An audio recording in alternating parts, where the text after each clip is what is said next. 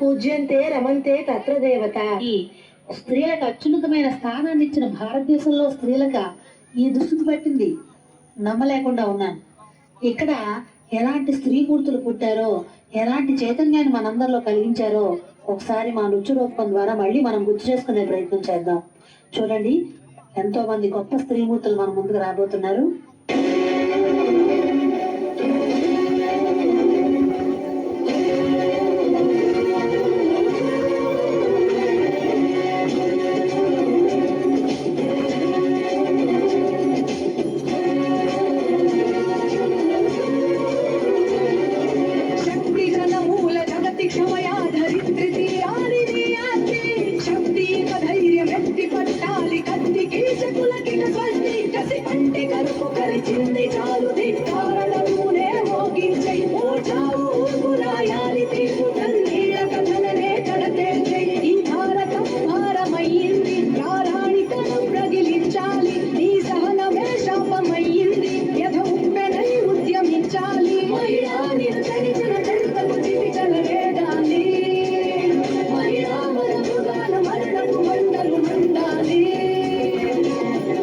ఇప్పుడు వీరనారి ఝాన్సీ లక్ష్మీబాయి వస్తుంది. చూడండి.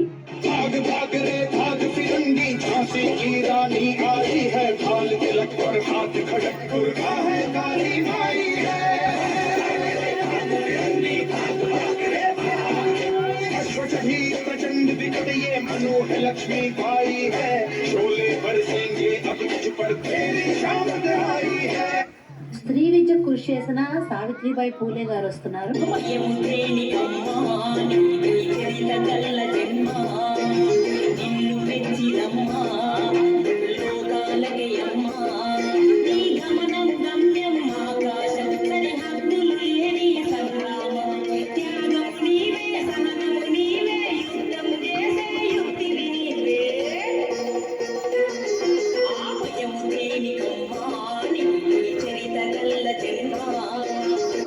మన కాకతీయుల స్త్రీ తెలుగు తేజమైన శ్రీ రాణి రుద్రమదేవి వస్తుంది. చూడండి.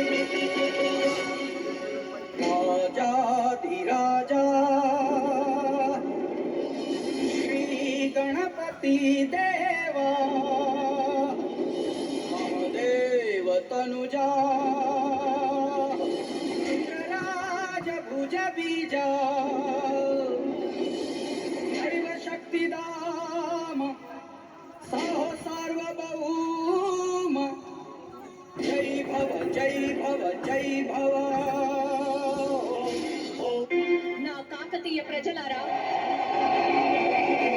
ఒక తల్లి పాలు తాగిన వాళ్ళందరూ అన్నదమ్ములైతే ఒకే నది నీళ్లు తాగి బతికేవాళ్ళు.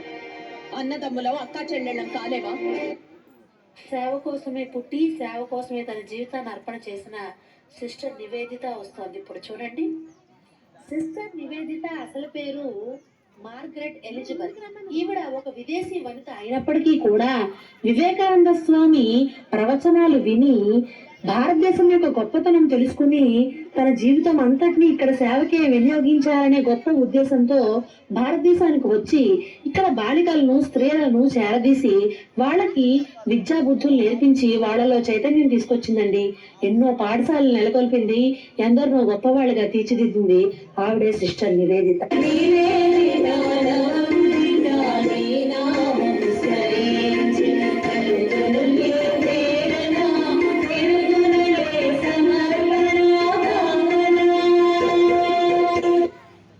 మన భారతీయత, మన భారతదేశ గొప్పతనం, మన హైందవ సంస్కృతి.